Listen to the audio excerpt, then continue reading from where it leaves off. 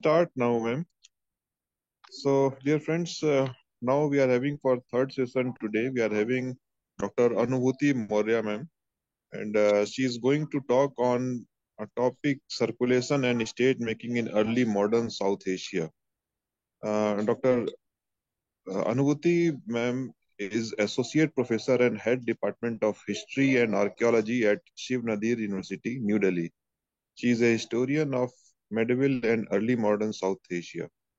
Her research interest includes political history of imperial and regional formations, cities in early modern South Asia, Persianate narrative tradition, and spatial practices of Mughal Empire. Currently, she is working on completing her monograph on Kashmir in 16th and 17th centuries, when the region was under Mughal rules.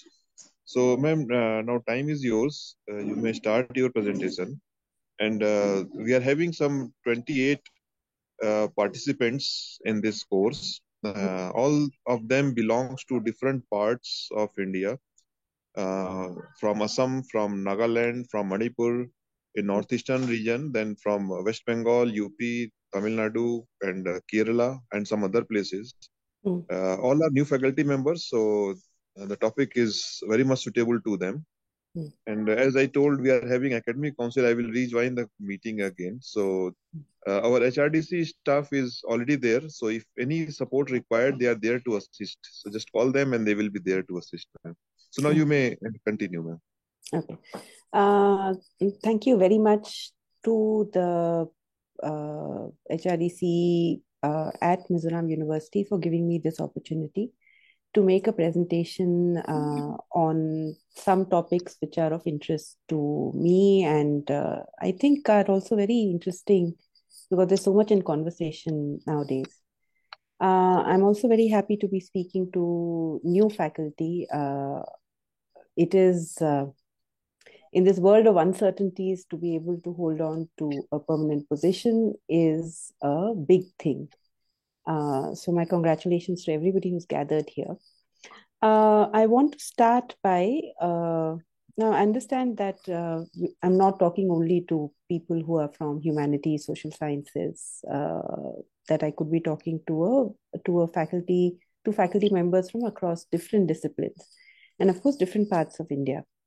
And when talking to people on subjects of history, and especially of my own area of specialization, which is early modern South Asia, early modern India, which is largely from the 16th to about the middle of the 19th centuries, I understand that for very long, history has been largely about what happens in the Indo-Gangetic plain.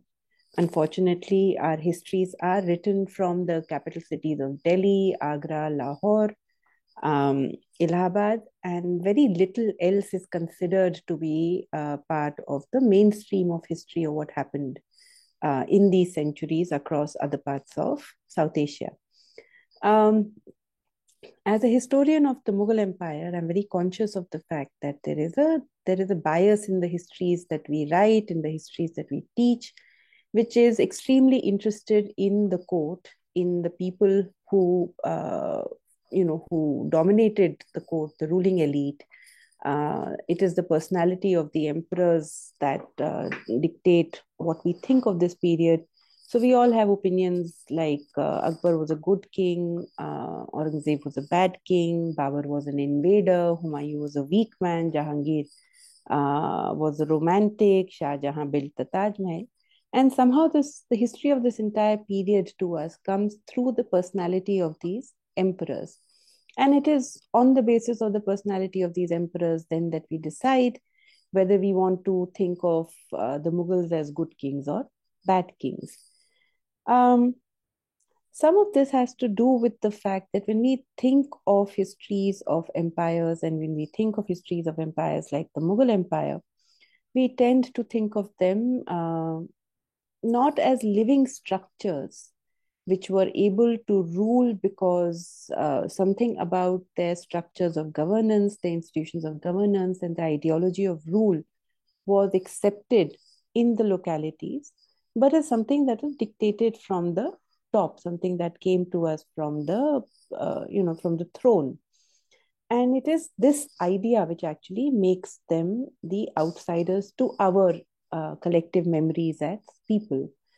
Um, you can of course ask me that what does Mizoram? Why should Mizoram be thinking of the Mughal Empire, or why should Manipur be thinking of the Mughal Empire, or people of Kerala? Why should they at all be thinking of the Mughal Empire? And you'd be absolutely right in that question, which is why I want to actually pose before you this idea that Mughal Empire can be just a form or an entry into thinking about histories of regions across South Asia. That it doesn't have to be about Akbar and Jahangir and Shah Jahan and Aurangzeb, that it can actually be about forms and structures of authority, forms and structures of people, places, and processes from this period, as opposed to thinking about it only from the perspective of, oh, what did the emperors say or do? And as somebody who actually works on the history of Kashmir in between the 16th and the 18th centuries, that is partly my attempt as a historian, that we start thinking of this period not as the history of imperial centers, but as histories which are of regions and of processes and power and politics of those regions, as opposed to the history of that region being dictated by the imperial center. That said, if you look at your screen, you will see a painting, and this is a painting of the accession of Shah Jahan to the throne. So I don't know how many of you know, Shah Jahan was the son of Jahangir, was the son of Akbar, and Shah Jahan had rebelled against his father. Shah Jahan had, the politics of the court is such that people make claims to the throne. And he had rebelled against his father, and he lost in that rebellion. Jahangir was very good in suppressing Shah Jahan's rebellion. But before his rebellion was suppressed, Shah Jahan had traveled from Bengal up to Sindh. He had wandered in the deserts. He had sought help on the banks of Hooghly. And finally, he had to submit to the emperor and come and seek forgiveness. After which, the emperor sent him to Deccan, posted him to Bijapur, but kept as hostage two of his sons. He kept Dara Shikoh and Aurangzeb in the court, saying that if you were to live, if you want forgiveness, then your sons will here keep surety for you. They will stay in the court, they will learn the ways of the court, and they will, if you were to do anything bad again, then we will be, I will make sure that you don't get to see your sons.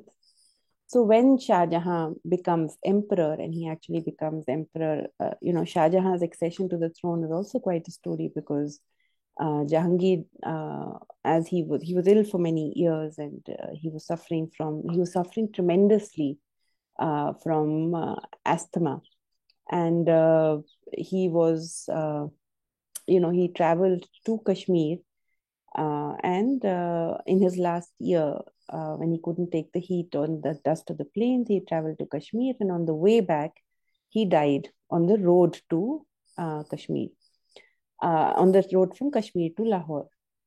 And as soon as Jahangir started slipping, each one of the members of his entourage, whether it was Asif Khan, Shah Jahan's father-in-law, or Noor Jahan's son-in-law, they all quickly left and they started staking claim to different parts of the empire. And at that point, Asif Khan sent a ring. He sent a Brahmin messenger with a ring from Kashmir to the Deccan, and with the message that the emperor is dead. And Shah Jahan, as soon as this, Brahmin messenger, he ran almost all across this. When I say ran, of course, I mean he used various forms of transport. He reached Deccan, he reached Bijapur, and he gave the ring to Shah Jahan. And Shah Jahan immediately started for the north. And the first city of the Mughal Empire that he reached, he staked a claim as emperor, and then he was crowned in Agra. And once he reached Agra, he took He took control of the treasury, and he took control of the army. But he had a bit of a battle with Nur Jahan's son-in-law, who was also claiming to be an emperor in Lahore. There was a battle, and it took some work for Shah Jahan to finally claim the throne. So the scene you see before you on your screen, and if somebody is not able to see it, please let me know. The scene you see on your that I've shared with you here is the accession of Shah Jahan to the throne. Shah Jahan has become emperor, and he's seated on the throne.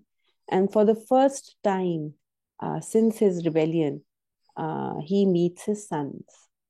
And you have his four sons before you. There is Tarashuko and the young Aurangzeb right at the corner. And they are brought to the court by his father-in-law, Asif Khan.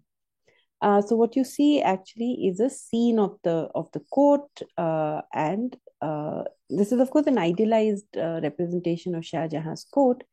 But I want you to pay attention to certain important characteristics of this court.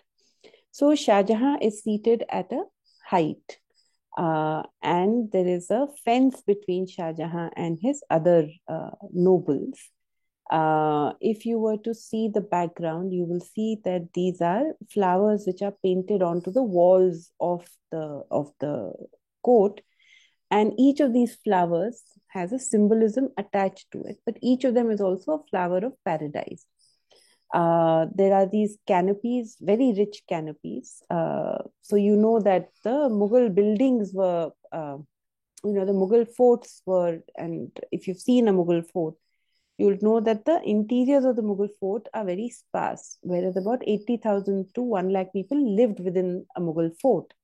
And most of them lived in tents. The fixed buildings were very few. What you usually had were tents. And when we think of tents, it's not the hiking, camping tents that we use today, but these extremely rich tents made of brocade material with kaleens in it, an extremely rich and comfortable staying quarters. The next to the king are the people who are allowed closest to him, and these are people with yak tail. They are fanning the king. And then there are the alambardars, the holder of the standards of the king, and each of these has a symbolism attached to it. And then you see the first round of nobles standing there. So if I can't figure out how to zoom in on this. Is there a pointers options visible? Yeah. So if I was to ask you to look more carefully at these figures who are on the side, you'll see that these are the alambardar, these are the carriers of the standards. And if you were to actually look carefully at them, you'll see that you can see each of their faces, their full faces visible. Whereas if you were to look at the emperor, you will look at the royal princes or Asif Khan, or this rank, which is the top nobles of the empire, you'll see that they're only visible in profile. And the reason for that is that it was considered, only the higher classes of the empire were shown always in profile, looking away from the viewer, whereas it were those who were considered to belong to lower social groups whose full face was made visible and known to the viewer. That's one part of it. The second part of it is, if you were to look at, this is where the emperor is seated, you will see that he's the only person who's actually seated in the entire court. Everybody else has to necessarily stand. And right below the throne of the emperor is a painting. And again, if you were to look more closely at this painting, you will see that the painting would had so this is the representation of Moinuddin Chishti's dargah in Ajmer. These are the Chishti Sufis, and there's a lion and a lamb depicted here. These are the lions, and this is the lamb, and there is a sign of cohabitation of the lion and the lamb. So it is a suggestion from the emperor that this is the nature of rule that I have, where the word of the most pious dominates, and there is so much peace and prosperity that the lion and the lamb can coexist without one killing the other. And when you come to the third, beyond the golden railing, you come to the third part of the painting. So you can see that the painting is in layers. And at the top of the painting is where the heavens would be, is where the emperor is seated. Then you have the next round, and you have the final round of the nobility. And you can see that there are people who are carrying letters of or petitions. There are people, if you were to compare, say, for example, the amount of gold you see in the second part of the uh, of the of the painting, and you compare it to this one, this is a far more modestly dressed group of people. And you can see that the hierarchies of the empire and the court are very visibly shown in the painting. The final thing that I want you to maybe pay some attention to in this painting is the halo around the king. You'll see that the king is suffused with light. And we are very used to seeing, whether in churches or in the European traditions of art, the use of the halo to show a saintly person, to show a person who has special benediction of God. Now, of course, the Mughal court is a court which is very well networked with the European traders and European missionary groups which are coming to South Asia at this time. We know that the Jesuits were in Akbar's courts. We know that the British ambassadors, Thomas Roe, was in Jahangir's court and has written extensively about Jahangir. We also know that to each of these, when these missions were coming to the Mughal court, and it was asked what by these missions to the emperor, what would you like us to bring as gifts? They would ask for things like your most exalted books, your the best art from your land, were some of the things that were brought. And then, especially in Jahangir's court, a lot of the European paintings were copied by the court painters. So Mansoor, Bichitra, Govardhan, you find that a lot of these painters from the Mughal court are actually copying or making copies of European art. And similarly, Mughal art traveled also to the European courts. We have a very famous example of the European artist Rembrandt copying Mughal miniatures or making copies of Mughal art. Um, and the and very slowly, some of the motifs of these artistic traditions that were coming to the Mughal court from Europe were getting also adopted in the Mughal art. So on the one hand, you have the use of the halo, which is being appropriated by the Mughal emperors very cleverly, because the Mughal emperors themselves lay claim to a lineage of the people of the light. There is a claim to be the expression of the divine light on this earth, and there are expressions of that through the ideology of Far-e-Izzadi. Akbar was known to be a worshipper of the sun, who used to wake up every morning and first look to the rising sun and pray to the rising sun. The Mughals had this tradition of what is called a jharokha, Jharokha Darshan, where they would appear at the balcony of their palaces and look out upon the people with the rising sun. So their people saw both the emperors and the sun, and there was a direct line. And there are stories and myths that they build. And the idea of the halo around the head of the emperor, and by the time Shah Jahan's reign ends, you also start seeing the halo around the head of the royal princess, is adopted by Mughal art. And also, if you look carefully, right behind the emperor on the palace walls, you see these lintels which are supporting the roof, and on these are the cherubs. again taken. The cherubs are not new. The idea of a cherub is not new to art. It's not new to artistic traditions. The Iranian traditions have had, the depiction of the devs, of the devs and the demons, um, in the form of the cherubs. But this specific form of the cherub is something that the Mughals again borrow from European art. If you were to think in terms of the kind of conversation we have had around the Mughal Empire so far, we can already see that there are two kinds of mobilities that the Mughal Empire suggests.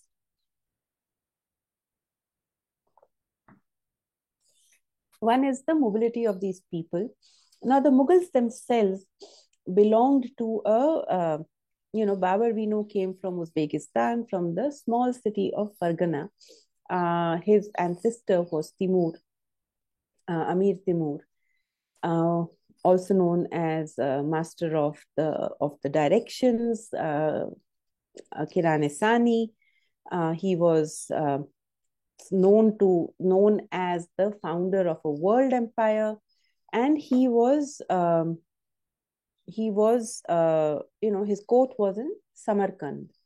And Babur ruled briefly, and when I say briefly, I mean 11 odd days in Samarkand, and he was thrown out from there.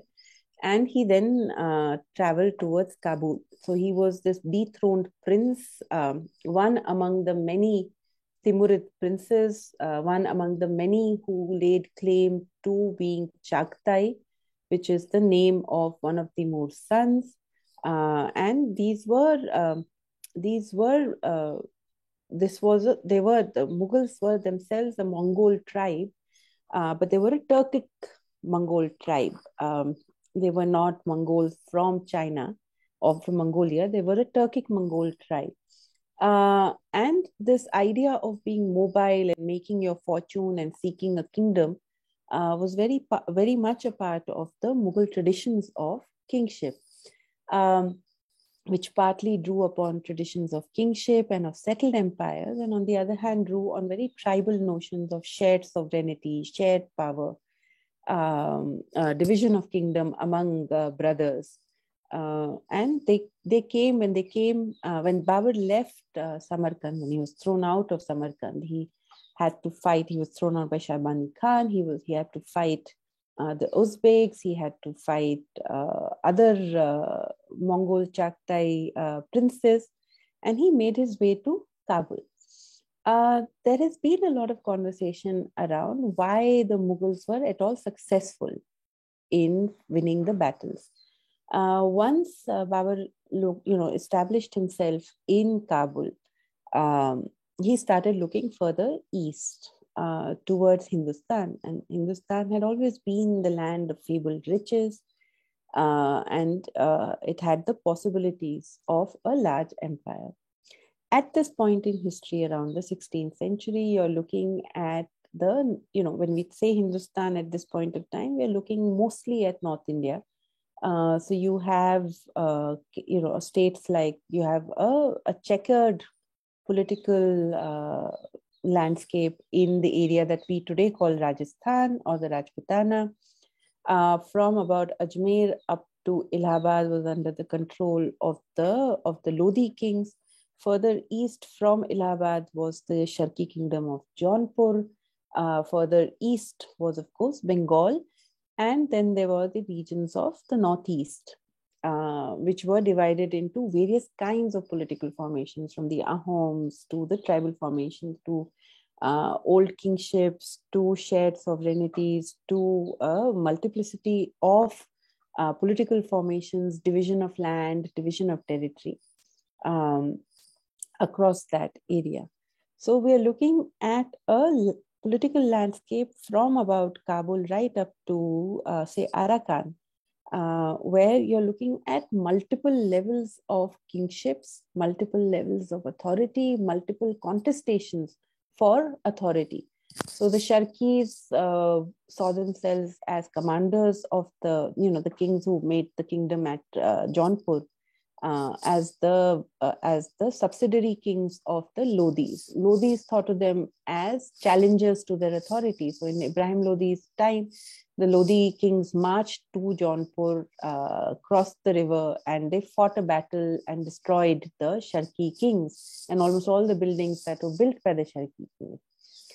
You had, so you're thinking of a political landscape that had seen the emergence of the power of the Rajputs. It has seen about 200 years of the sultans of Delhi. It had seen the emergence of regional kingdoms like Jaunpur, like Mithila. It had seen the emergence of new kinds of languages, new kinds of political practices, new religious structures. So from about the 15th century, you see a lot of dynamism in the North Indian plain. And the kind of possibilities that were opened up in this, somebody like Babur was an entrant into what was a very fluid political landscape of this time. And Babur came carrying with him the traditions of Timur, carrying with him the traditions of Central Asia, carrying with him the traditions of Mongol. His Timur, he was some sixth generation grandchild of Timur, but about ninth generation grandchild of Genghis. So he carried with him a lot of traditions of kingship. If you were to find the time and to read the Baburnama, you would see that Babur was also a bit of a chancer. What he was actually doing was taking a chance on, it's like a dice of fortune. Are you going to win? Are you going to lose? It's unclear. And you see Babur taking a chance at this point in time at the act of founding a kingdom. But there are certain things which make the Mughal armies very different from the kind of armies that they were looking at or they were encountering in South Asia. So we know that Babur, for example, had, he was a good military strategist that you can see across accounts of different battles that he fought. But battles were not only battles that were fought in the field. These were also, taking into account the changing ecology, changing climatic conditions, taking into account what are the social relations. So he was also very good at forging alliances with local groups of power and of establishing chains of provisions, because ultimately when you think of a battle, you're also looking at movement of army. Army needs food. Army can't possibly carry so much food with it, so it has to constantly provision itself. He also brought with him new tactics of the battlefield. So whether it is the use of gunpowder, but also a very strategic use of horses, of wagons and carts, and in identifying what is a good landscape in which to fight a battle. The kind of military tactics that the kings of South Asia were employing at this point was still a very elephant-heavy strategy of battle. And that's where they were losing. Now, it's not like the kings of South Asia didn't know. It's not that the Rajputs were not aware of a cavalry-based warfare. It's not that the Rajputs are not aware of the use of cannon. And when I say gunpowder, we are talking about mobile cannons, not cannons which are fixed in forts, but mobile cannons, and the use of handguns, which used to be called tufangs. It's not that they were not aware of these military technology, but the warfare in the subcontinent continued to be based on elephants. Now, elephants are a bit of a problem on a battlefield, right? Because if an elephant gets agitated, and then it starts trampling upon people, it doesn't distinguish between this is the person in my uniform and that is the person in some other uniform. So the fact that they carried a lot of prestige, but the elephant as a warrior in a battlefield continued to be a weak point. And you'll see that from about the 16th century, the nature of military tactics across South Asia starts changing. If you were to see, say, the Vijayanagar Empire, if you were to visit the city of Hampi and to see the kind of statues they have on their palaces and temple walls, a lot of them are horses. And a lot of them are cavalrymen, especially Central Asian cavalrymen, because these are the best cavalrymen of this time. So where the Lodhis were still dependent on elephants, or the Rajputs were still dependent on the elephants, Babur was creating a far more dynamic field of battle, and he was able to, so being able to use river plains, being able to use high ground, able to use gunpowder. He was a far more, what he was doing in the battlefield, the kings that he was encountering did not have answers for. And the fact that he had these consistent alliances.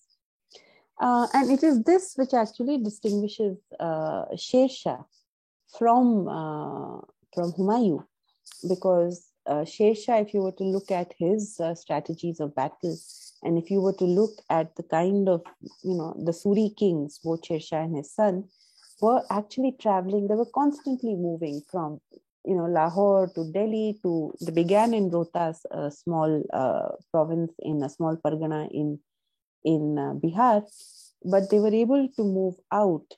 And you see, if you were to just track Sher Shah's military campaigns, you'll see that he was moving from Lahore to Delhi to Bengal to Malwa. Up north, his son went even as far up as Nepal. The kind of land that they were able to cover by constantly moving, whether it's Kanwa, that's Chunar, that's Kalinjar, all of these places that they were covering. And Sher Shah was very good. He was constantly able to trap Humayun in places which were not suitable for Humayun. He was able to use the river as a fortification.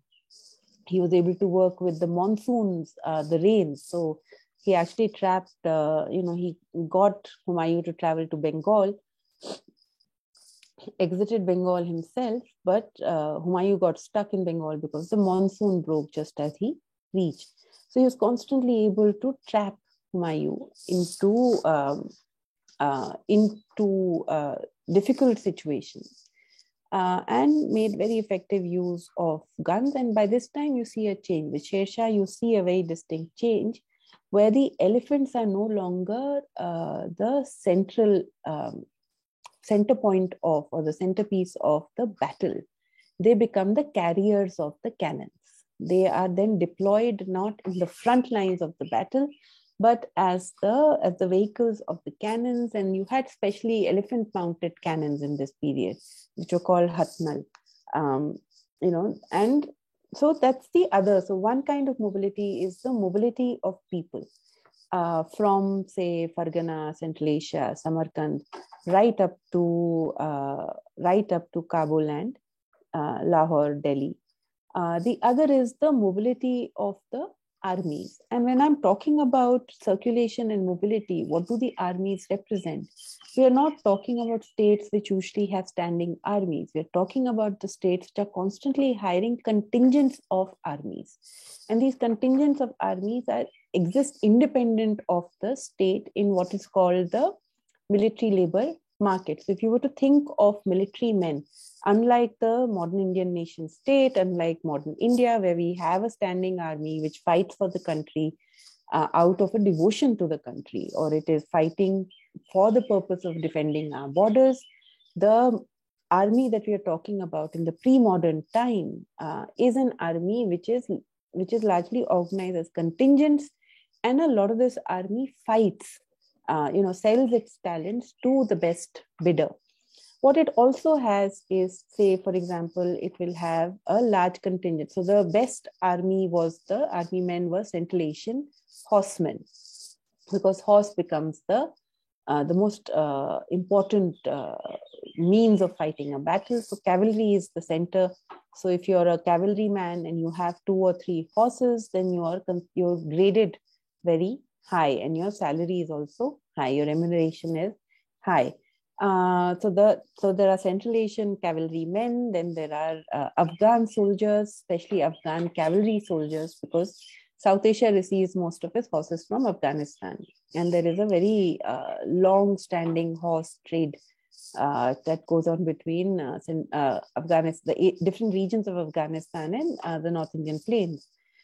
And then you have the Puraviya soldiers. And these are soldiers who are coming from Awadh, they're coming from what is now Bihar, they're coming, so the soldiers which are coming from this belt of the North Indian plain, which have very deeply rooted in army, in peasant families, they are the next most best ranked soldiers in these armies. The groups which are extremely fine soldiers or which can't be trusted are groups like the Bundelas from the Bundelkhand regions. People who would otherwise count as marginals.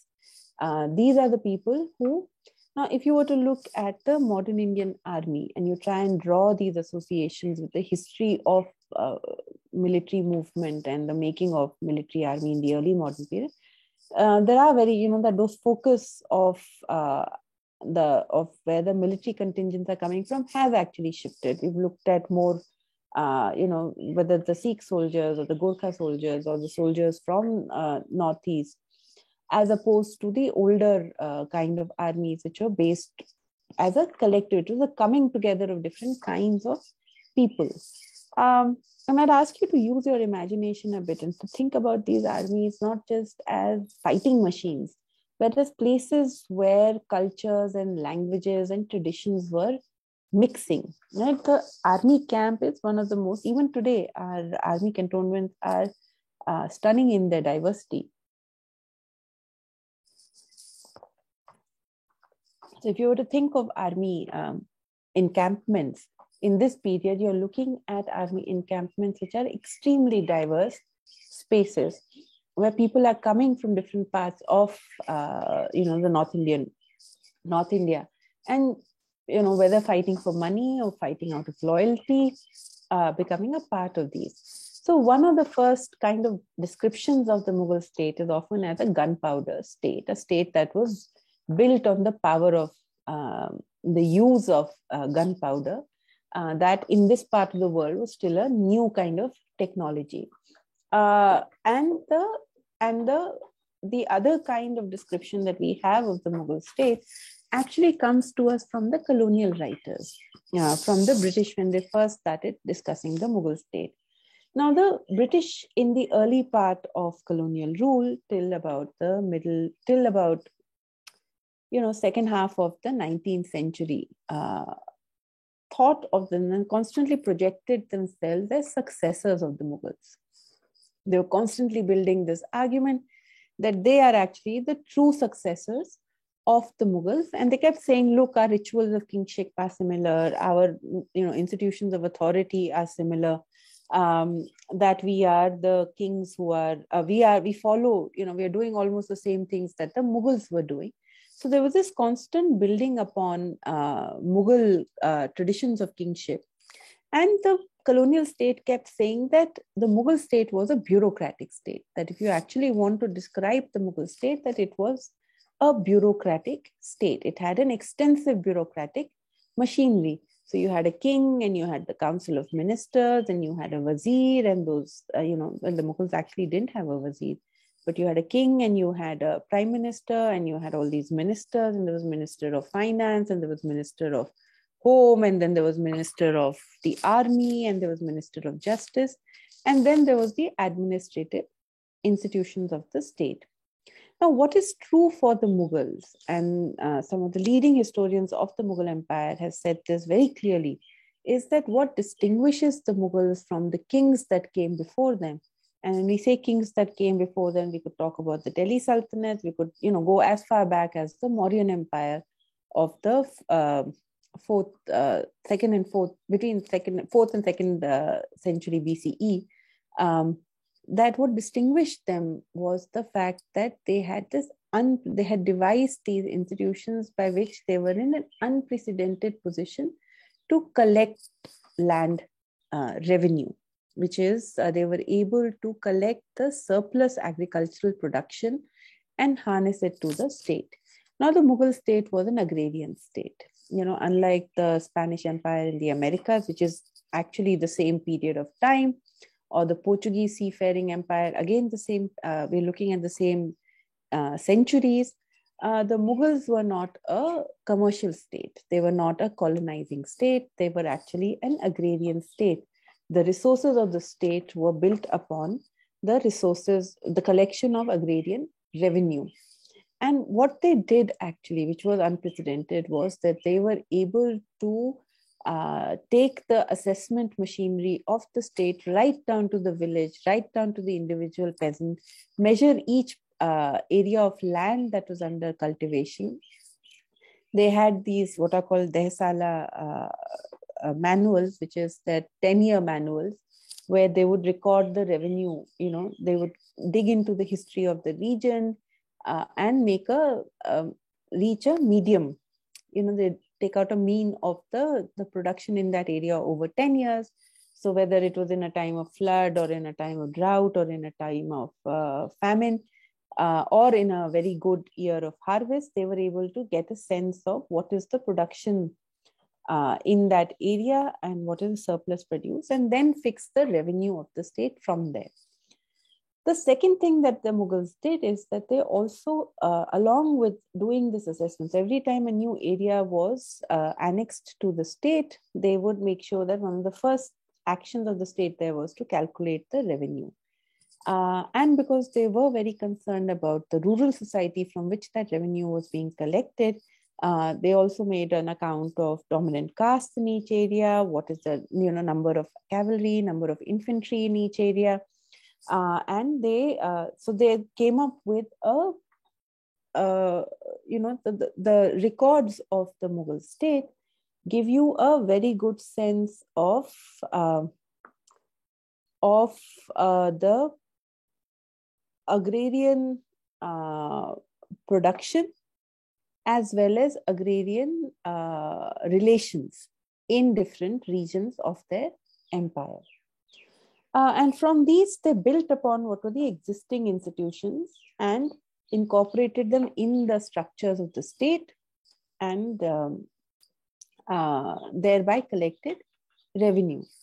But the fact that in certain parts of the empire, especially the prosperous parts of the empire, like the Ganga, Jamna, Doab, their demand for revenue was in cash. They said that the peasant must sell his surplus produce in the market and pay the state in cash. So what you had was the impetus for a commercial mobility, or the mobility of the instruments of commerce also starts coming from the state. And it becomes possible for the state to do this, not by using the acts of coercion, but because it was building on what were existing institutions of the region. It was building on networks of commerce. It was building on the fact that there were roadways, that there were local institutions of the mandi, the heart and the mandi of mandi towns, where there existed a market for agrarian production. In certain parts of their empire which were outside or which were difficult of access, say for example Kashmir, while the revenue was collected in kind. Now Kashmir didn't have enough ability to be able to pay revenue in cash, so the revenue was collected in kind, and Kashmir paid revenue in shali, which is rice. They collected the revenue in kind, but that revenue collected in kind was converted to shawls and to luxury goods, which were smaller and easier to carry, and those were then carried out of the valley. So what the Mughal state very effectively did is, on the one hand, it built on existing regimes of circulation, on existing roadways, on existing commercial networks.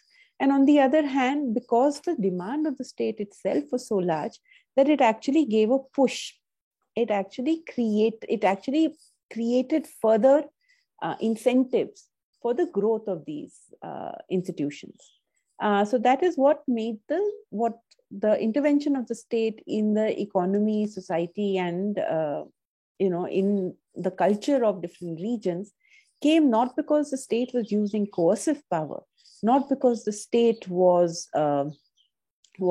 threatening people with or killing people or punishing people, but because the institutions of the state were actually responding to local conditions and creating conditions for greater circulations. So even when we say that, oh, the Mughal power only reached up to Bengal and that Assam was out of it, Kamrup was out of it, all of Northeast was out of it, what is interesting to think about is not whether they were under the direct control of the Mughal state, but the changes that were taking place in the domain of economy, in the domain of networks of commerce, in the domain of circulation of people and commodities. How did the histories of these regions tie up to that? So when we think of, say, Mughal relations with the eastern parts of South Asia, we are so used to thinking of these histories based, out of Delhi and Agra, that it's difficult for us to think of how were the Mughals thinking of the East, or how were they were thinking of the south of the Vindhyas, how were they thinking about South India, for example. And while it's a tricky question, I would say that the Mughals actually thought that their power ended with Allahabad. And areas like Jaunpur, which are further east to Allahabad or to Patna, was actually the places from which they looked east, where they saw not Kamrup and Assam, but they saw that as a cultural complex of the Arakan. So they're actually looking to the Southeast Asian littoral, and they're seeing the continuities between, and I'm removing Bengal from here because Bengal is a difficult area to pinpoint, and the Mughals only had illusions that they controlled Bengal, right? But if they were to think of these areas, they were not thinking of these areas with reference to the landlocked empires of South Asia. They were actually thinking of the relations overland, sea, the entire Southeast Asian littoral, and the relations thereby. When they were looking at Kashmir, they were not only thinking of Kashmir with reference to South Asia or mainland India. They were thinking of it with reference to Ladakh. They were thinking of it with reference to Tibet. They were thinking of it with reference to the trade networks that went to Armenia, that went to Georgia, that went as far up as Russia. So the notions that we have of the empire or the geographical imagination of state formations in this period, for us, it is actually, we have got so used to thinking of it from the landlocked capitals of Delhi and Agra, that if you were to read the material or the archives from this period, you will see that it is actually that how they were looking upon the world around them was very, very different, and that it was far more fluid, it was far more dynamic, because they were dealing on a daily basis with different kinds of networks of circulation.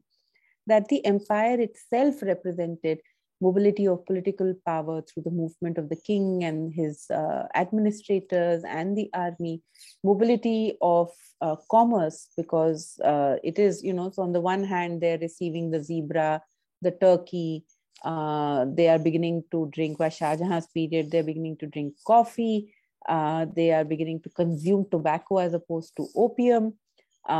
These new forms of these new foodstuffs which are coming to us from Latin America, North America, from Africa, that global network of commodities that is getting built up in this period.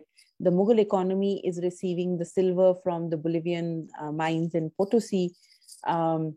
So there is, so they're very, very attuned to. So the Jesuit, one of the first things the Jesuits bring to the Mughal court is a pineapple, because nobody in South Asia had seen pineapple before. So they bring a pineapple, and it is, it's painted and it's tasted, and discussions happen around it. What would you call it? What kind of name? Because till now there was like tarboos and kharbuja and cherries happening. It's with there is, change. So they are very, very deeply enmeshed in the circulation of commodities, in the circulation of currency, of money, of commerce. And you start seeing by the 18th century that the state becomes increasingly dependent upon these big merchant groups. They're very keenly observing what is happening in Armenia, what is happening in Georgia, what is happening in Ghazni Gori, Iran, places with which they are constantly trying to extend their empire up to Ladakh, extend into the hills. Kishtawar, Ladakh, these are, constantly talking about invasions. Shah Jahan's period, of course, both Dara Shikoh and Aurangzeb are supposed to lead expeditions into Balkh and Bukhara.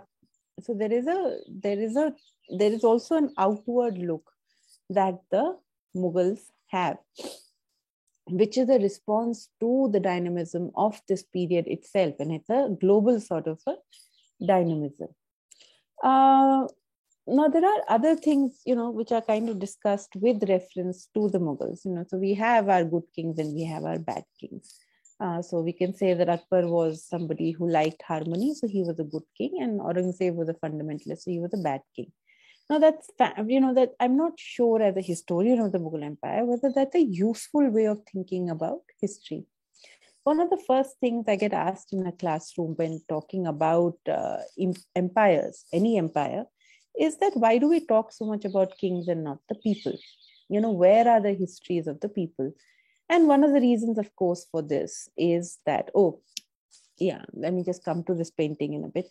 One of the reasons for why this happens is, of course, that most of the material we use to write these histories is coming out from the court. So these are court chronicles. And some of them are literally written as biographies of kings. So Akbar Nama is the biography of Akbar. Pachanama is the biography of Shah Jahan. Jahangir wrote his own memoirs. They're known as Jahangir Nama or Tuzuke Jahangiri. Babur wrote his own memoirs. Again, Tuzuke Babari or Babur Nama. So you have, there's a dominance of the material from the imperial court. You have administrative documents, you have poets, you have stories being told, which are coming to us from the empire or the imperial center. But I always think about it that who is even for the people, even if this material is being produced in the court, and if you were to look through it, you would often find that there is always an audience to the action of the kings. When the king behaved justly, it'll always be, that story will always end with, and the people were relieved, or the people applauded the just actions of the king, or people themselves were, and people declared that the golden age is upon us because such a just king is ruling us. And if it is when we start working far more intensely with the material from this period, do we start realizing that the story of the people is constantly being told? Does the historian choose to tell that story? Or is it far more useful, or is it far more interesting, or far easier to just tell that history as the story of Akbar, the story of Jahangir, the story of Shah Jahan and Aurangzeb? Akbar was Gabru Jawan and Shah Jahan was a nice looking narcissistic man. Jahangir was a hopeless romantic, and Aurangzeb was just a bad man who only did bad things. So this becomes the way of thinking about this period. This becomes a way in which people write about this period, but I'm not sure that actually gives us a sense of history. I'm not sure it gives us a sense of the history of the period. Now, for example, Akbar, so Akbar ruled from, I should have this somewhere. Yeah, this is a chronology of what's known as the Great Mughals, which is the first 6 emperors. So there's Babur, who ruled between 1526 to 1530. Humayun, who ruled from 1530 to 1540, and then he had to go away for a bit to the Safavid court in Iran, and then he came back with the help of the Persian armies and re-established his kingdom. But he had this unfortunate death where he slipped down the stairs from his library in Purana Kila and died. And upon his death, Akbar became the emperor in 1556, ruled up to his death in 1605. Jahangir succeeded him and ruled from 1605 to 1621, where he had this really, difficult end. He was succeeded by Shah Jahan, who actually ruled from 1605 to 1651. In 1651, he was dethroned by Aurangzeb. He stayed in captivity till 1658. But while he was alive, Aurangzeb didn't claim himself to be emperor. Aurangzeb ruled from 1658 to 1707, and a large part of his reign was spent in the Deccan, engaged in campaigns with the Marathas, with the Deccani Sultanates, whether it's Golconda, whether it's Bidar, Gulbarga. You see him fighting constantly battles there. And it's very interesting because if you were to visit Agra, or in fact even Mandu in Malwa, you'll see that Akbar had already declared himself to be ruler of Khandesh and Asir. Whereas even up to Aurangzeb's reign, the Mughals were just fighting a fairly difficult battle to maintain control over these territories. Now, this is actually a painting. Of all the Mughal emperors, the one who liked or who developed the art of painting the best was Jahangir. He was a deeply observant man who paid great attention to natural phenomena, who every time he visited a new part of the empire drew up lists of birds, of flora, fauna, who made sure that a very careful notation was made of botanical specialities of different regions. He was very interested in scientific discussions. When there was a comet which appeared in his reign, he had it followed very closely, had it noted very closely. If there was an incident of a famine or a plague, he got extensive reports of it. So he's often called the naturalist king. What is interesting about the Mughals, and this is actually true for a lot of the early modern kingships around the world, whether you're looking at the Ottoman kings in Turkey, the Safavid kings in Iran, the kings of Spain and Portugal, or the Mughal empires, there is a sense that their kingship extends beyond just the borders that they are ruling over. That the territory of the empire doesn't mean doesn't confine their kingship, and that their kingship is actually universal. And there is a sense of the fraternity of kings. So Jahangir, in fact, calls them Shahane Suleimani, which is the Solomonic kings. And within this, he also includes the king of Turkey, the Ottoman king. He includes the Safavid kings of Iran. And Akbar, of course, had written letters also to King Philip II of Spain, saying that I hear you've now got all these empires. Let me tell you how to rule a good empire. What you see here is a painting of Jahangir. And Jahangir, this is, he's seated on his throne. And below his throne, if you pay some attention, you'll see that there is an hourglass in which sand is very quickly flowing. Can you see? I can't tell. Yeah, so this is the hourglass where sand is quickly flowing.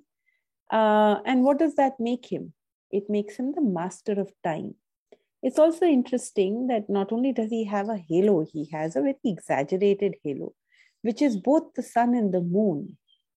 And it's almost like the light of Jahangir is eclipsing this particular painting. It's so much so that it's blinding the cherubs. They're having to turn away from it. At the same time is Jahangir, who is in attendance to Jahangir. So he is the central figure of this painting. He is right at the, in your line of sight at this painting. He's directly at the center of it. And he is receiving a gift from a venerable Sufi. And this is a representation of Muinuddin Chishti. He is receiving, and what you see other than these are the ambassadors. So this is a Firangi, and he's clearly, the foreigners are called Firangis in the Mughal court. And you can see that, he's clearly given very low status because of all the figures in this entire painting, he's the only one who can be seen full front face. This is a envoy from the Ottoman court. And all of these are, Jahangir towers over them. He's positioned at a height. He's the only one whose bodily proportions make him stand out, whereas everybody else is prostrating themselves before the emperor. They're submitting themselves before the emperor. And of course, this is, as I told you, are cherubs from the European traditions. The use of the halo, totally adapted by the Mughals. You have even in the carpet that is represented, you have a representation of the paradisiacal motifs, whether it is the houris or it is the flowers. All of these are, so there's a sense of a command over time, a command over time, a command over the world.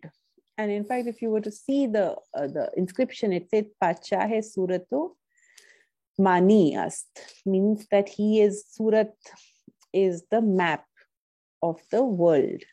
That is what Shah Nuruddin Jahangir, the one who holds the world in his hand, Ibn Akbar Badshah, the son of Akbar Badshah. So there is a representation, there is a claim to a universality of kingship by the Mughal emperors.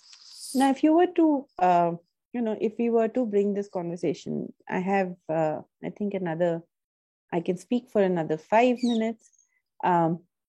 If you were to think of how the emperors themselves were presenting their kingship, what are the claims that Akbar makes of kingship?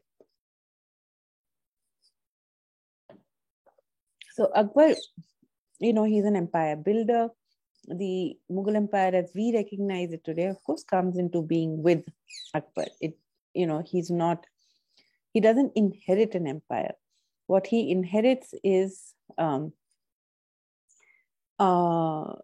certain areas of control across the empire, across North India. So, his half brother is ruling from Kabul, and he doesn't have entry into it because Kabul was given to his uncle Kamran by his grandfather. So he couldn't claim it while his brother or his uncle were alive. He has Lahore, he has Delhi, he has Agra. He establishes control over Allahabad. One of the first conquests that happened in Akbar's reign is over Malwa, where Baz Bahadur is defeated. From about 1560s, he turns his attention towards Rajputana. So Ranthambore, Chittor, all of these areas are slowly brought within the sphere of the emperor's influence, but they're allowed to retain autonomy of rule. There is an understanding that is reached between the Rajput kings, where they act as the ruling, they join the ruling elite of Akbar's empire, but they continue to be Rajas in their own kingdom. So Raja Mansingh, Raja Bhagwan Das, and then Raja Mansingh continue to be kings of Amer, Kachwaha kings of Amer. The kings of Chittor, even when they lose Chittor, continue to be Maharajas. Similarly, kings of Ranthambore. So when you start thinking of the Rajput kingdoms in the area of Rajputana, the Mughal actual act of control stops in Ajmer. Further west of Ajmer is Rajputana, which continues to be divided among the Rajput kings. And they maintain, those areas come to be called their Watan Jagirs. And even while they're serving as the ruling elite, as military commanders, as the top nobles of the Mughal Empire, they retain that autonomy of control. In the 1570s, Akbar also establishes his control over Gujarat. It's a long battle. It's a difficult battle. It doesn't come easy. There are also expeditions going towards Bengal and Orissa, which are led by Raja Mansingh. So if you were to go to these areas, you'd see that the person who is remembered the most is Raja Mansingh. There are a large number of prashastis and kavyas written for Raja Mansingh, say in Bengali. So it's very slowly between the period 1560s, 1565, 1563 onwards that you actually start seeing the contours of what can be called the provinces of the empire coming slowly into shape. 1586 is the conquest of Kashmir. And the early campaigns towards Deccan start also from after 1585. So there is a slow building of the empire. what does actually building the empire mean? It's not just the movement of the armies. We tend to reduce the building of an empire right down to the successful military battles, but that's not actually it. What a successful military battle does is it gives you a small foothold in a region. And as I said, in the context of Babur, a military battle is not about what happens in the field of battle. A military battle is as much about the alliances that are made, the economic relations which are struck, the bringing together or bringing under the influence of the empire, the regions which are being, through which imperial armies are marching, and all kinds of other forms of relationships which define the movement of any kind of entity which is linked to a state structure, right? So you have all of this happening in this with the movement of Akbar's armies, and of course the kings, right up to Shah Jahan's reign, are constantly moving. They're constantly mobile. They're, either they're on military campaigns, or they're visiting a dargah, or they're visiting a region, or they are on a hunt. So there is a constant movement of the body of the king himself, and every time they enter a city, there is a giving away of arms. There is there's a whole lot of stuff so it's not only about the military battles. The kingship is recognized and embedded in localities, in popular imaginations, for all of this period that we talk about. And a lot of that kingship is actually embodied by Akbar. How much more time do I have? I can actually stop. If you give me another cup. Yeah, 5 minutes you can continue, 5 to 10 minutes, no problem. 5 minutes I will take. But what is interesting about Akbar, and I think this is what we need to think about, where does this idea of Akbar as a good king come from? Because you see, the thing is that what does Akbar build as an empire? And what does a good empire do? Does a good empire build a homogeneous empire, that everybody will speak the same language, everybody will follow the same religion, everybody will do the same thing? Or does a good empire allow diversity? What is it that distinguished the Mughal Empire from the period before that? And what distinguishes them is the fact that not only was the Mughal Empire a very successful, very grand, very rich empire, it brought a long period of peace and prosperity over the areas it ruled over, but the fact that the Mughal Empire allowed for diversity as a policy of the state, it allowed for diversity.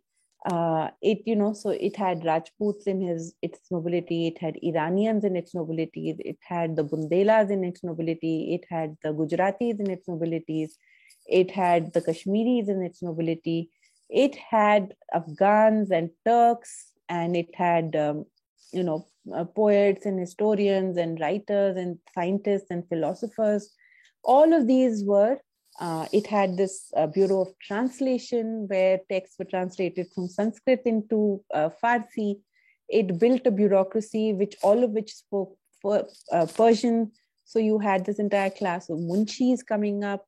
So it allowed for that. And it is why you can also see that when Ramcharitmanas gets written in the 16th century, when Chaitanya Mahaprabhu is talking about Vaishnavism, or Krishna Bhakti in the 17th century, there is the languages which are emerging in this period are no longer Sanskrit, but they're Awadhi, they're Braj, they are Khadi Boli, they are, what we now recognize as Bengali, early Kashmiri, Gujarati, Marathi. All of these are coming up in this. And it's not a coincidence that these things are happening at the same time as the Mughal Empire. I'm not saying Akbar did it, or that Akbar was this really, great man. I'm just saying that there is a character of the imperial structure, and there is a character to the patronage that is given, which allows for diversity as opposed to allowing for a monolithic culture to dominate the empire. And this is a question before the state, right? This is a question, if you were to think about Akbar as a thinker, not only as a king, you would see that this is a question that he encounters over and over again. What is this land that I am the emperor of? What is this Hindustan that I am an emperor of? And this is a debate we also see, when Amir Khusro writes in the 14th century, he says that there is no one road to God, that there are multiple roads and all of them lead to God. So you have at this point of time, and this is actually a debate that takes place in the Mughal court about, is there only one God, or is there a unity of the body of the God, or are there multiple gods?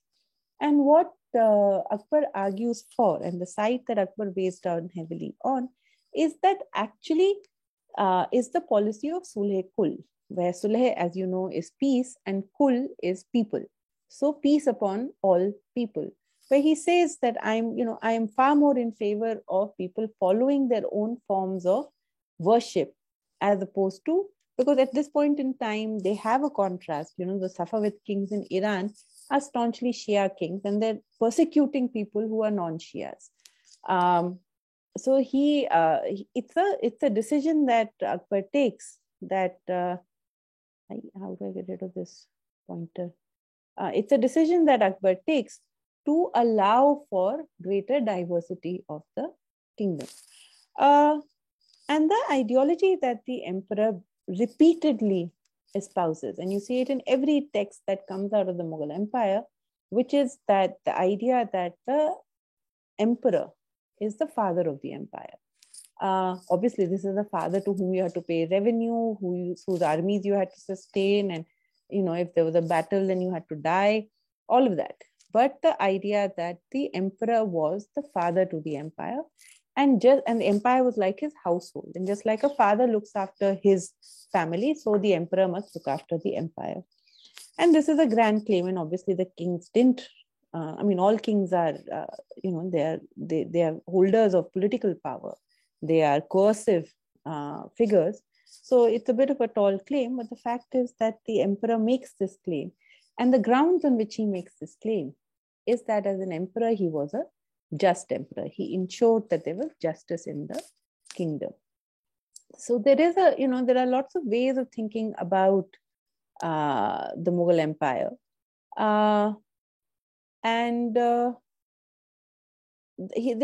They are very controversial at the moment.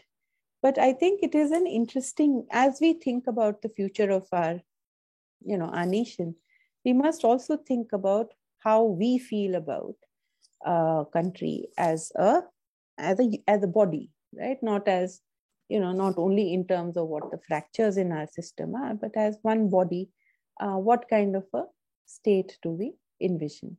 And as a historian of early modern South Asia, I feel that there is greater dynamism, there is greater mobility when we are a diverse body as opposed to being a singular body.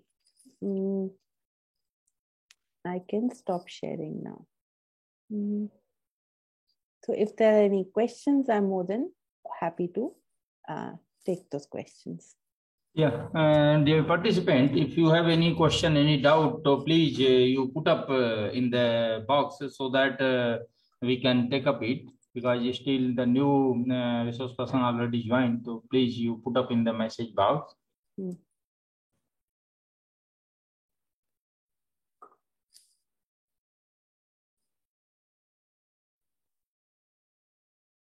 Madam, in message box, one participant, Naifa, he put one question.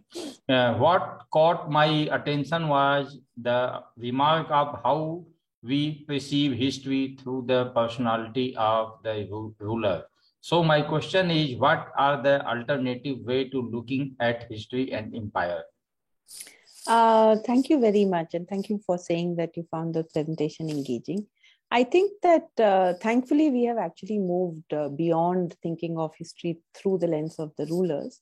And there are very, very rich histories now being written, say, of the economy of centuries between 16th and 18th century, which talks about agrarian relations, which talks about commercial relations, There are histories being written of various aspects of society. So, histories of literature, and not only literature in, say, the court language, but also literature that is being produced at the vernacular level. There are also histories now. There is a book coming, for example, it will be out in India this year, which is the history of caste and caste relations and caste organizations or village society. These are all even histories of art, architecture, our history, alternate ways in which we can think about these periods, which take us far away from the personality of the emperor, but actually look at a far more, at this world as a far more, as a far more cohesive entity in which you can see different processes. One of the upcoming fields of study, for example, is legal history in the early modern period. If you say that this is a period of multiple communities, what is the nature of, how does the state intervene in disputes through the mechanism of the law courts? What are the kind of law codes that are followed? Is there customary law? Is there community law? So these are all the questions. These are different ways in which we are now looking at this period. Yeah, it's a very exciting field actually at the moment. So, dear participant, if any another questions, please you put up. Otherwise, we will bind the session.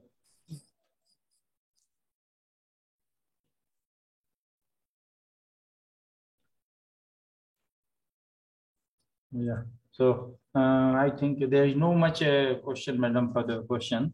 So thank you so much, madam, for giving your valuable time. And I'm sorry, in your beginning of the lecture, I was not there. Just we finished our academic council meeting, and I came because before you leaving, when I want to present so that I can pay my sincere thanks for Thank you very much for this opportunity. 3 times we talk. And I invite you, and you accept my invitation, and anytime. I'm not available. Yes, thank you. So, thank you so much, madam. My office will contact you for the official formalities. Okay, they will call you and they will have some informations. And I think, and finally, I request in future also you help us in the organizing different program and share your vast knowledge and experience with our participant, madam. Thank you, Professor Verma. And the next time, please also invite me in person. I'll be very happy to come to your Actually, madam, as of now, 31st March, UGC is only allowing online. So I think next session it will be offline. So definitely I invite you, and you have some good time in the Mizoram, very beautiful place, Mizoram. Okay. So thank you so much, madam. Thank you.